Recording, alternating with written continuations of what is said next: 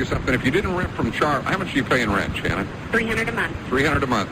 Could you afford anything else similar in nature to what you have for that kind of money? I'm on Social Security disability So because I have a severe heart problem. To put an air conditioner in because I can't breathe in the summertime without it being cool. So Charlie's done you a favor.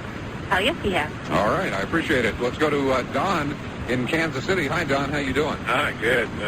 Charlie stole some of my thunder, but here's a few words about the Code Administration in Kansas City. Code is a snitch law, which means you can have two houses. The house next door to you can be falling down, and yours can be maybe equal or not quite as bad. If they come out, if somebody calls in and didn't get free rent, or they don't like you, or whatever reason, anonymously they call in. And that's not good, is it? And you tell them about the house next door, they'll say, oh, well, this is like traffic. We caught you. We're not in that park. You have to call in on them. Yeah, and see, I don't.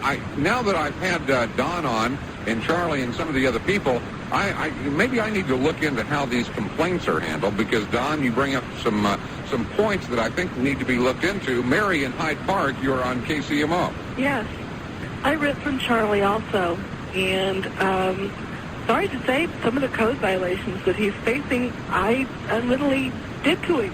Well, like what? I moved from a small town in southern Missouri. My place was having a garage sale when the Hyde Park had their garage sale. And? Put things on the front porch that I was going to be selling in the garage sale. And he got cited for it. And he got cited for it. Charlie? Yeah? You need to raise Mary's rent. Well, tell me how much. Mary, how much do you pay, if you don't mind me asking? I really don't want to tell you. Well, is it under 200, above 200? The 200 mark, we'll get it. Right in there someplace. Right. You feel like you get your money's worth? Yes, I do. You don't have rats running around? No rats. You got rain coming in the roof? No. You got windows busted out and colds coming in? No, I have storm windows in all the windows. It's a very nice apartment. I couldn't afford to live anywhere else. Mary, I appreciate the call. Charlie, I've got, what do I have here? I've got maybe a minute and a half, all right? Go ahead. And anytime you see something in the newspaper, you see it on television, you see a little window of the truth, okay? Now, this article, you would agree with me, this paints you in a pretty bad light. It makes you look like you're Kansas City's worst slumlord. And I have been taking calls throughout this hour, and with the exception of one or two, pretty much everyone is on your side. It sounds to me, and I don't know you, I've not seen your properties, it sounds to me like you are a guy that just basically says there's too much city government, too much local government, too much state government, too much federal government. Screw you guys. I'm going to do what I have to do to make a living and give people a place to live. Is that pretty much it? Did you see a little caption in the Star here sometime back where these guys are in prison, they're both chained up? Yeah. And one of them says, I failed to use the legal size paper. Yeah. I think that does sum it up a lot. I know that. I shouldn't have. At one time, I put a manila folder opened up and posted on where the inspectors could read it. And the government has sent forth hither swarms of people to harass us and live off our substance. And they didn't like it. Hey, Charlie, if I'm looking for an apartment, can I give you a call? Sure. All right. Drive the neighborhood and pick out the worst properties and call me and see if they're mine. All right. Well, I tell you what, I will say that to all of the listeners, Charlie. Yeah. Let's tell them to drive the neighborhoods and find out if Charles Willard is in fact Kansas City's worst slumlord. I don't know. You heard it for an hour. What do you think? Bob Meade ahead with all the news.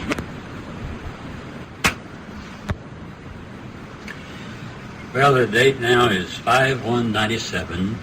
Been through several things since this recording was made. It's Rick Roberts. The 3.5 years and 12,500 fines were reduced to 20 hours of community service and about 2,500 in fines. A next batch of 2,500 following right on that with 9,000 fines was reduced likewise.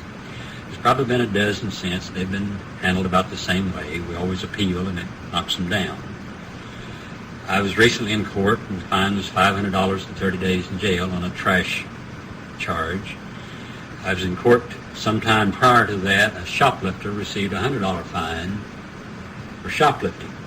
We know just recently in the paper that a man robbed 4 banks and got 3 years and 10 months in jail.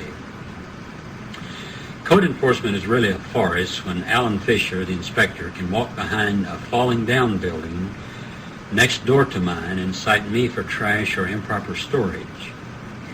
The real problem in the inner city is crime. Part of this is brought about because we have a lot of lawyers that can get these guys off. You might remember the Gary Mazur case. You might think about Hernandez and some other city officials who've had some problems and gotten off quite easy.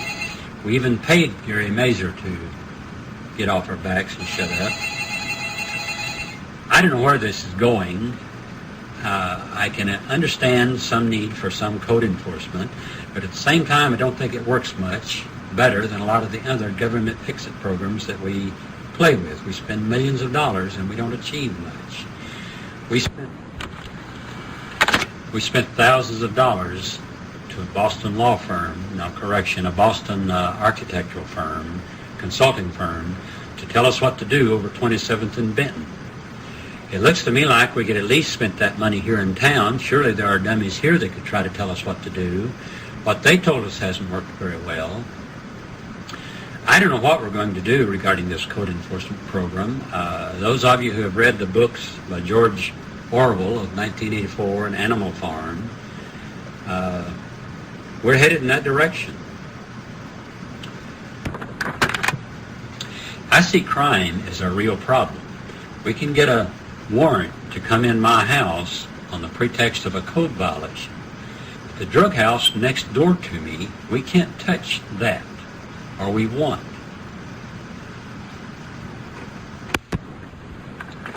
I have chided Judge Cagle that we need to get him over in criminal court. With the kind of fines he puts on me, that bank robber never would have got out of jail. And likewise with a lot of other crime. I've chided some lawyers about stopping getting the criminal off.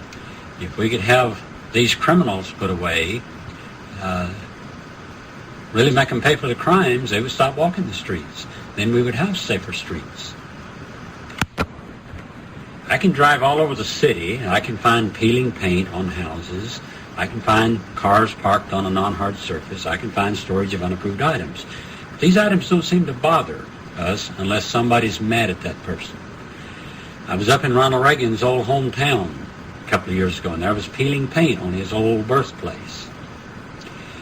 I think we're worrying about the wrong things. We're worrying about the property without worrying about the people. Maybe we need to get a lot of preachers out on the street. Maybe we need to subsidize preachers. Maybe this idea of separation of church and state wasn't such a good idea. Because if the churches could start preaching to these people, if they had money to spend for their preaching, maybe we would change people. And then we would change the crime problem. Sound like a big joke, but what we're doing isn't working. Well, may talk to you later sometime. Thank you.